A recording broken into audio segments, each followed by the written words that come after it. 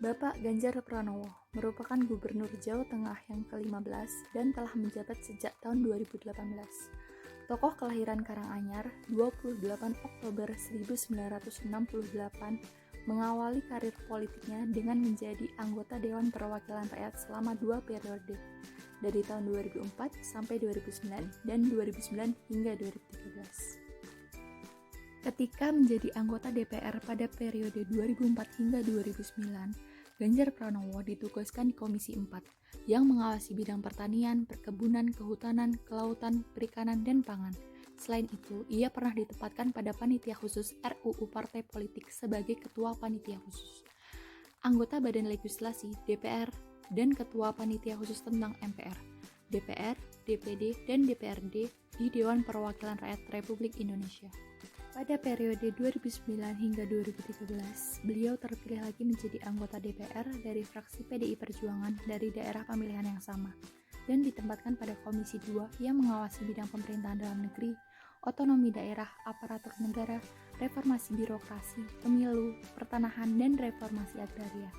Pada periode ini, ia semakin dikenal publik karena menjadi anggota Panitia Khusus Hak Angket Bank Senturi sekaligus menjadi Wakil Ketua Komisi 2 DPR Republik Indonesia. Mendorong tumbuhnya lembaga keuangan. Di awal tahun 2017, Ganjar Pranowo baru saja menerima penghargaan dari Presiden sebagai penggerak tim percepatan akses keuangan daerah teladan untuk periode 2017. Gubernur Jawa Tengah ini dirasa berhak mendapat penghargaan atas perannya melakukan perluasan serta pengembangan akses keuangan di Jawa Tengah. Program Real Ganjar saat itu adalah membuat program kredit khusus ditujukan pada pelaku UMKM yang membutuhkan suntikan modal. Bagian kartu tani untuk kesejahteraan para petani. Sudah ada ratusan ribu petani Jawa Tengah mendapatkan kartu tersebut dan menurut Gubernur, proses pendistribusian masih akan terus berlanjut. Kartu tani bertujuan untuk memaksimalkan distribusi pupuk bersubsidi dengan tepat dalam segi harga, kualitas, tempat, waktu, jenis, dan juga jumlahnya. Manfaat lainnya adalah membantu mengalokasikan bantuan sarana produksi pertanian serta sarana produksi padi supaya nantinya tepat sasaran pada petani dengan kategori kurang mampu. Pengelolaan pengembangan lalu lintas dan angkutan jalan. Jawa Tengah menerima Piala Wahana Tata Nugraha Wiratama dan Piala Wahana Tata Nugraha Kencana pada acara penghargaan bidang perhubungan darat tahun 2017. Penghargaan ini merupakan bentuk apresiasi pemerintah karena Jawa Tengah memiliki nilai plus dalam pengaturan lalu lintas dan penunjuk arah, kedisiplinan pengemudi, ketertiban berlalu lintas, serta pengaturan jalur trayek. Penanganan jalan berlubang dengan cepat. Sebagai jalur utama, tentunya beberapa jalan di Jawa Tengah tidak bisa lepas dari yang namanya kerusakan seperti halnya lubang. Kondisi jalanan yang berlubang selama ini memang sering kali menjadi keluhan utama masyarakat di sana. Itulah yang kemudian membuat sang gubernur sering melakukan survei jalanan berlubang untuk dapat diperbaiki. Sistem informasi harga dan produk komoditas. Sejak tahun 2015, Pemprov Jawa Tengah didukung Bank Indonesia membangun Sihati, sebuah aplikasi mobile berbasis Android. Fungsinya memantau dan mengendalikan inflasi yang diakibatkan gejolak harga pangan. Hasilnya, Jawa Tengah selalu berhasil mendapatkan penghargaan pemerintah pusat. TPID Terbaik 2015 dan TPID Inovatif 2016. Bapak Ganjar Pranowo merupakan salah satu pemimpin daerah yang bersikap sigap terhadap proses penanggulangan COVID-19 di Jawa Tengah. Hal ini terlihat dari penerapan berbagai jenis kebijakan seperti Joko Tonggo, penundaan kegiatan pekan olahraga daerah, pemberlakuan tracing terhadap pasien positif, pemberhentian kegiatan pembelajaran langsung. Program Joko Tonggo. Program ini yang menjadi program inovasi dari Ganjar Pranowo dan pemerintah Provinsi Jawa Tengah menuai pujian. Program ini mendapatkan nominasi dan menjadikan Jawa Tengah sebagai nominasi penerima penghargaan pembangunan daerah oleh Bappenas. Ganjar Pranowo juga gencar melakukan sosialisasi terhadap protokol kesehatan kepada masyarakat Jawa Tengah.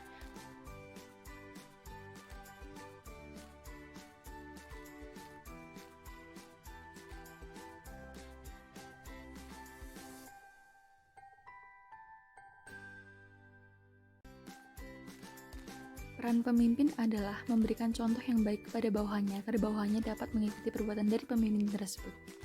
Terkait COVID-19, menurut Ganjar, setidaknya terdapat 3 hal penting dalam penanganan pandemi COVID-19 dan menghadapi kehidupan pada new normal. Di antaranya, layanan kesehatan, jaringan pengaman sosial, dan jaring pengaman ekonomi. Hal ini membuktikan bahwa Gubernur Ganjar Pranowo memberikan kredibilitas dan inspirasi bagi masyarakat Jawa Tengah.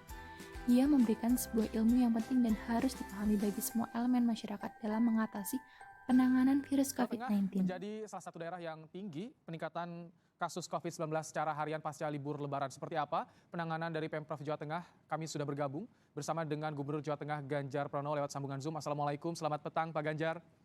Waalaikumsalam, selamat petang. Baik, Pak Ganjar, tadi disampaikan tim liputan di lapangan di Jawa Tengah 906 kenaikan harian untuk hari ini Pak Ganjar. Apa penyebabnya Pak Ganjar sampai tinggi untuk hari ini?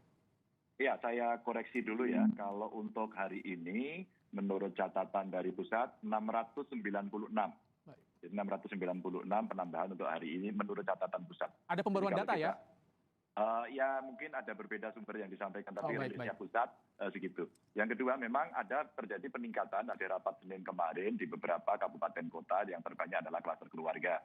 Dan kemarin Pak Wamenkes dalam rapat juga meminta kepada kita untuk meningkatkan atau melakukan percepatan vaksinasi. Maka kami meminta dari kondisi existing di Jawa Tengah, kami minta kepada kawan-kawan di kabupaten kota untuk meningkatkan dari kondisi existing ditambah sampai 100%. Kita latihan dulu karena target dari Pak Menkes kalau bisa di bulan Juli kita sudah bisa mampu meningkatkan kapasitas sampai dengan 300%. Memang ada kendala sih dari vaksinnya, maka kita balik caranya dengan stok vaksin yang ada disuntikan ke semuanya dari warga yang ada. Nanti yang periode atau suntikan keduanya kita atur, kita siapkan dengan merencanakan dengan suplai berikutnya dari pusat begitu. Kalau untuk saat ini target vaksinasi baru tercapai berapa persen Pak Ganjar? Ya kalau persentasenya masih sedikit ya, masih sedikit karena memang kita terkendala dari pusat terkait dengan ketersediaan vaksin. Sebenarnya kalau soal percepatannya kita siap ya, tapi karena vaksinnya belum ada ya kita mesti menyiapkan secara berurut. Kemarin sudah banyak umpama universitas, ya mahasiswa, sekolah yang mau masuk, wabil khusus untuk gurunya begitu divaksin. Ada loh perusahaan-perusahaan warga negara asing yang kemarin investasi ke Jawa Tengah, dia juga minta untuk divaksin begitu. Nah ini yang saya mintakan kepada pemerintah, kita mesti bisa take and give. Maka investor yang masuk dan itu membantu investasi ya harus mendapatkan insentif vaksin begitu. Lingkungan perusahaan, pendidikan juga terjamin percepatan vaksinasi. Tapi ini klaster keluarga, angka peningkatan kasusnya tertinggi nih di Jawa Tengah salah satunya Pak Ganjar. Ini kan agak susah juga untuk tracing keluarga, karena keluarga banyak yang sembunyi-sembunyi tentunya di rumah Pak Ganjar. Ya justru sekarang dengan kita punya data klaster keluarga, maka kawan-kawan di lapangan yang melakukan tracing bekerja. Tapi betul bahwa ada 1-2 laporan yang masuk kepada kami, mereka menyembunyikan diri. Maka sekarang kita edukasinya ditambah. Jangan sampai menyembunyikan diri, ayo laporkan, tidak apa-apa, nanti kita rawat. Dan itu cara yang paling bagus.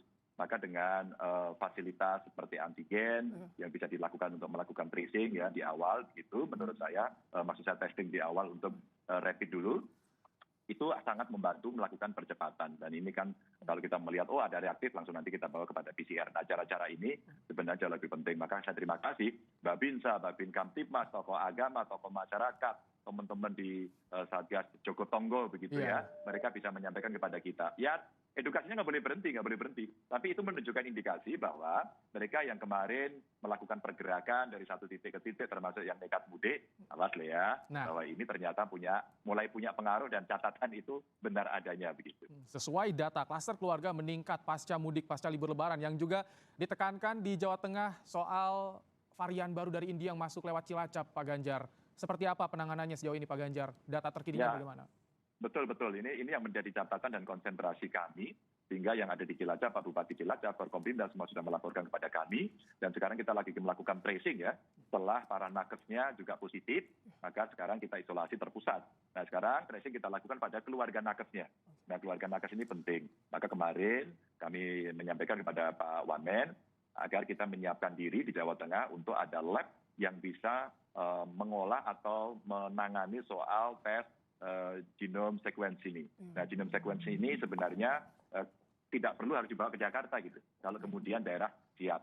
Kemarin saya tawarkan Undip relatif juga siap, fakultas kedokterannya. Lalu ada Litbangkes kita yang di Jawa Tengah ya, punya Pemprov juga siap. Kita tinggal memang harus memberi peralatannya. Nah kalau itu bisa dilakukan, harapannya kita bisa mendeteksi dengan cepat begitu bahwa varian-varian baru B16-17-2 ini segera kita bisa ketahui sudah sampai di mana.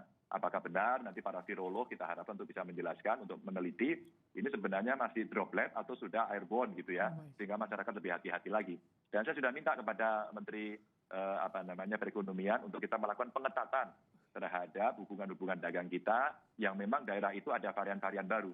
Kalau tidak bisa ketat ya SOP-nya lah ditambah begitu ya. Sehingga kalau ada kapal-kapal yang berangkat dari negara-negara itu ya mungkin sebelum bongkar dia kita tes dulu di tengah laut begitu. Jadi jauh dari daratan, itu yang lebih aman. Tapi Pak Ganjar, penanganannya untuk varian dari India ini seperti apa? Apakah berbeda dengan penanganan kasus COVID yang sudah ada sejak lama di Indonesia? Sama-sama penanganannya sama dari pelayan SOP medisnya sama, hanya satu saja untuk memastikan itu varian baru harus ada itu genome sequence test itu ya, yang kita harapkan itu akan bisa mengetahui varian apa yang ada begitu. Tambahannya hanya itu saja, kalau perawatannya dan lain sebagainya kita bisa melaksanakan. Jadi dari 14 ABK Filipina itu 13-nya bisa sehat, 14 yang satu, jadi 14 itu yang satu meninggal. Dari situlah kemudian kemarin kita cek semua, Mas, kita tracing perawat-perawat, nakes yang melakukan sentuhan langsung mungkin pada saat merawat, ya hubungan dekat lah, itu kita lakukan tracing dan ternyata mereka positif. Nah kita tinggal tunggu saja apakah nanti hasil genome sequence itu betul-betul bisa menunjukkan apakah ini yang masuk varian baru atau tidak. Kalau jawabannya iya, maka saya kira kita harus jauh lebih hati-hati lagi, harus lebih ketat lagi. Maka saya sampaikan pada teman-teman, kawan-kawan dari kepolisian, agar tidak ragu-ragu untuk menindak kerumunan-kerumunan di area-area yang sudah kita deteksi adanya atau munculnya varian baru ini. Baik, Pak Ganjar, yang juga ini jadi sorotan di penyekatan di Jabodetabek, informasinya belum sepenuhnya pemudik ini kembali ke Jabodetabek. Nah, dari Jawa Tengah, seperti apa pengetatan screeningnya Pak Ganjar agar tidak membawa COVID-19 ke kota tujuan keluar Jawa Tengah, Pak Ganjar? Kami mohon bantuan dari masyarakat ya, yang akan bepergian. Karena pengetatan sekarang tidak terjadi lagi, maka ayo kesadarannya dibangun sendiri. Caranya apa? Tidak terlalu sulit kok. Sebelum Anda bepergian, Anda tes dulu deh. Gitu. Tes antigen aja, sesederhana itu aja. Kalau Anda bisa menyelamatkan diri dengan melakukan testing, sehingga mengetahui kondisi tubuh kita sehat atau tidak, itu penting untuk Anda sendiri, dan penting untuk melindungi orang lain begitu. Maka di beberapa titik kemarin dilakukan tetap random test dengan cara melakukan tes antigen begitu. Pak Ganjar, komunikasi dengan warga, terutama para pemudik agar mereka sadar sejauh ini seperti apa, Pak Ganjar? Oh iya, sekarang gaspol ini kita tambah lagi. Maka kemarin saya rapat dengan teman-teman bupati, ayo lakukan lagi. Tidak boleh lelah, tidak boleh bosan. Lakukan dengan seluruh media, libatkan banyak tokoh ya. Penuhi media-media sosial untuk menceritakan kondisi ini. Bukan menakut-nakuti loh ya, agar terjadi awareness. Kepolisian jangan pernah ragu. Kalau ada kerumunan dan itu membuat kita was-was atau prokesnya nggak dilakukan, tidak dengan tegas. Maka saya sampaikan kemarin terjadi di Kudus juga, ada kawinan, mengundang artis dan kemudian rame, viral kemana-mana, sudah diproses saja. Ini yang terjadi dan saya minta dukungan dari para bupati wali kota juga untuk mengontrol itu, termasuk tempat-tempat pariwisata. Anda boleh melakukan pengelolaan pariwisata, tidak ditutup, silakan dipakai maksimum 30%, tapi dikontrol. Begitu melebihi langsung tutup begitu. Anda berarti masuk kategori melanggar. Harus dilakukan secara tegas penindakan agar peningkatan kasus tidak kembali terjadi. Terima kasih Pak Ganjar telah menyampaikan bagaimana perkembangan terkini kasus COVID di Jawa Tengah dan seperti apa penanganannya. Gubernur Jawa Tengah Ganjar Pranowo telah menyampaikan informasinya di Kompas Petang. Terima kasih Pak Ganjar.